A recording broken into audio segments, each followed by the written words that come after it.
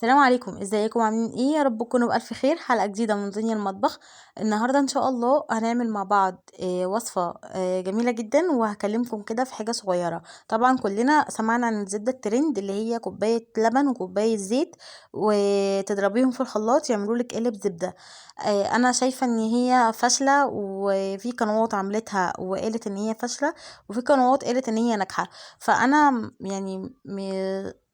انا عن نفسي ما حبيتش ان انا اجربها، لاني حسيت ان انا هخسر مجهود، وهخسر وقت، وهخسر كمان المكونات اللي انا هضيفها، لان هي مش هتنفعني في اي حاجه، وحاسه ان هي كمان هتبقى مضره، لان اللبن بيبقى ني فيها، وكمان يعني مش عارفه احسها كده ان هي مش ناجحه. فانا حبيت اعمل الوصفه دي النهارده للي مش عارفها، عشان في ناس كتير عارفينها. تمام. اللي هو تحويل اللبن من تحويل وش اللبن لزبدة، وكمان هحوله لسمنة فلاحي طبيعية 100%، وطعمها جامد جدا، وكمان بلدي، حاجة أصلية صحية مفيدة لأطفالنا ولينا. تمام. مش هنحط بقى حاجات عشان اوفر، وبعدين هي ما فيش توفير، بل بالعكس، هي انا شايفه ان هي مش موفره خالص. انا شايفه ان هي لبن وزيت وزبده، كل ده الحاجات دي غاليه، فدي هي اللي ممكن تكون موفره، ودي المفروض اللي تبقى ترند، مش اللي هي باللبن والزيت. تمام. طولت عليكم في المقدمة، تعالوا مع بعض نبتدي الفيديو ونشوفه عملت ايه. انا دلوقتي معايا وش اللبن جمعته، معايا كمية صغيرة مش كمية كبيرة، انتوا تقدروا تحطوا الكمية اللي عايزينها. معاها نص كوباية مية على مكعبين تلج، نص كوباية مية متلجة، ورشة ملح، يعني حوالي نص كوباية ملح، معلقة ملح. حطيتهم في الكبة وشغلت، بشغل وبفصل، بشغل وبفصل. بستمر بقى كده، يعني حوالي 10 دقايق، ربع ساعة، لحد ما تفصل معايا، وبوريكم دلوقتي القوام بتاعها بيتغير ازاي اثناء الضرب. تمام. كل مدى ما بتبقى الاول بتبقى عامله زي كريم شانتيه، وبعد كده بتبتدي تخشن او تفتل كده لحد ما تفصل وتطلع الشرش بتاعها، او الخض اللي هو اللبن او السائل اللي بينزل منها. تمام. الزبدة اللي هتطلع دي تقدري ان انت تستخدميها في اكلك، او في توريق فطير، او اي حاجة تقدري تستعمليها في مطبخك. تمام. بس ما بنصحش بيها في الحلويات الشرقية، او الحلويات اللي هي بتبقى عايزة سمنة بلدي، فانت ممكن تحوليها للسمنة البلدي، وهوريكي شكلها ازاي بعد ما حولتها. تمام. دلوقتي هي فصلت معايا وبقت تمام جدا. اول ما بتفصل وتنزل المية دي بعد ما ضربتها كويس قوي، يعني حوالي بقولك ربع ساعة كده، اهم حاجة تبقى المية ساقعة. تمام. بنزل بقى الخض بتاعها ده. بصوا يا جماعه، انا في الاول ما حطيتش الميه ليه قدامكم، لان انا اساسا كنت ضرباها قبل كده، بس حصل عطل بس في يعني وانا بضربها اثناء التصوير حصل عطل في الكبه، فاضطريت ان انا اصورها وهي محطوط عليها الميه، يعني حطيتها لكم تاني في العلبه عشان تشوفوا شكلها. تمام.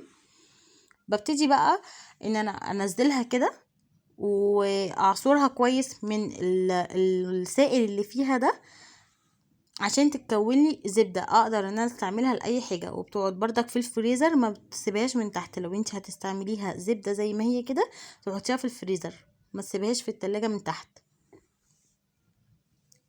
لونها ابيض عشان خاطر انا مستعمله لبن جاموسي فلاحي، يعني كامل الدسم، مش اللي هو البقري بيبقى لونها اصفر، فانا مستعمله لبن جاموسي، فعشان كده لونها ابيض، وما شاء الله لونها ابيض جامد يعني.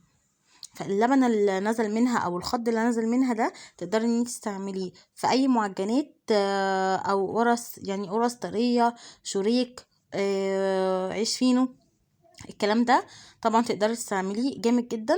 وكمان يعني احنا مش هنستغنى عنه، تحطيه في الفريزر لحين ما انتي تيجي تستعمليه. تمام. بوريكم بقى الزبدة اللي طلعت معايا من وش اللبن والمية الساقعة او التلج.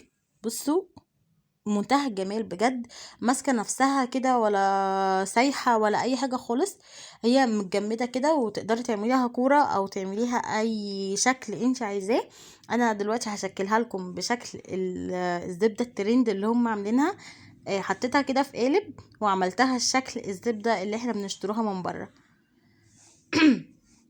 انا كنت عامله كميه صغيره بوريها لكم، انا يعني ما كنتش محوشه كتير، بس حبيت ان انا اوريكم الفكرة ازاي للي مش عارفها او لسه مبتدئ مطبخ. فالفكرة دي موفرة جدا، لان احنا يعني كل يوم بتجيبي لبن، وفي ناس ما بتحبش الوش بتاعه، فبتقدري ان انت تجمعيه وتشيليه في الفريزر لحد ما يبقى معاكي كمية. تقدري بقى ان انت تحوليها لزبدة بيضة بلدي زي اللي انت شايفاها دي، تستعمليها بتبقى طعمها وريحتها في منتهى الجمال، وكمان صحية جدا.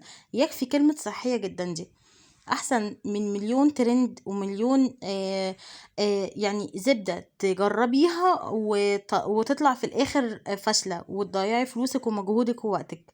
فبصوا القطعة والله العظيم انا ما دخلتها تلاجة ولا اي حاجة، متماسكة جدا، ما بتسحش.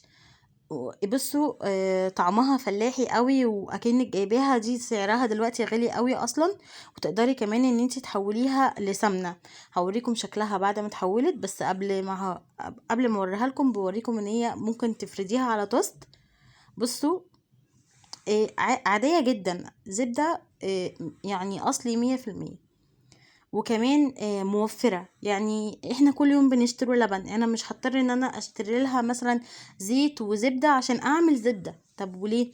دي والله العظيم دي بديل جامد جدا وموفر، وفكرتها اصلا لذيذة يعني. اهي كده زي ما انتوا شايفين قالب كويس جدا. دلوقتي بقى هوريها لكم وهي سمنه بعد ما انا حولتها لسمنه. لو انتي عايزه تحوليها لسمنه تقدري ان انتي زي ما هي قالب الزبده ده تحطيه على نار هاديه خالص لحد ما يتحول معاكي لسمنه زي ما انتوا شايفينها كده. انا حولتها عملت معايا طبعا كميه صغيره حوالي ربع كيلو سمنه من قالب الزبده اللي انتوا شفتوه ده. فانتي ممكن تعملي كميات اكبر، يعني يعني تحوشي بقى قشطه اكتر، تمام، اللي هو وش اللبن ده تحوشي اكتر.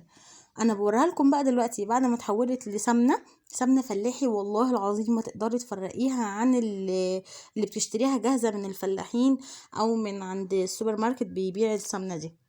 بصوا مرمله وبيضه وجامده جدا. انا حطيتها في التلاجة جمدت كده في منتهى الجمال. هي انا ما جبتش المقطع بتاع التسييح بتاعها لان يعني ملوش لازمه. هي على نار هاديه زي ما هو كده، ما فيهوش اي حاجه لحد ما تسيح، تمام. ما حطيتش معاها اي حاجه خالص. بعد كده صفيتها عملت معايا شويه كده يعني مرته صغننه جدا.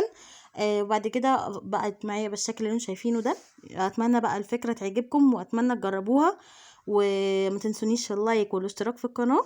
ويا رب لو الفكره عجبتكم سيبولي كومنت حلو في رأيكم، وأتمنى أكون خفيفة عليكم والفيديو كمان يكون خفيف عليكم.